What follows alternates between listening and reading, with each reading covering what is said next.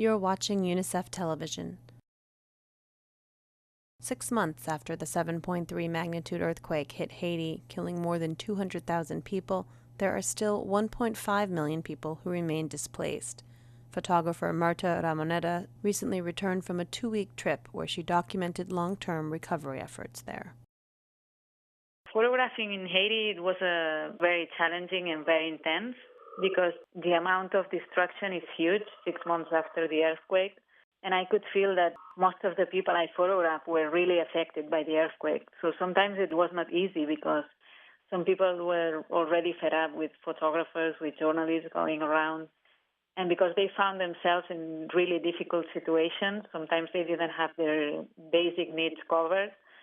So you had to be very careful because some people were not that happy to be photographed. Some others were very happy that you were there, so they had a chance to tell you what was going on, what their problems were, and so on.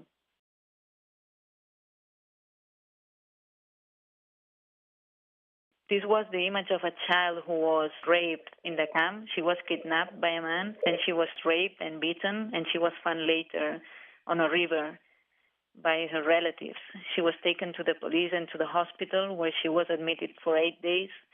And when she was released, she had no other place to go but to the same camp where this happened. And after some time, they saw the man again who raped her, although they couldn't catch him, and they decided to move to another camp because they didn't feel safe at all. So they are still waiting for justice and hoping that this man will be brought to justice. That situation, it's starting to be common in some camps. I think it's due to the lack of privacy and to the fact that children are more exposed.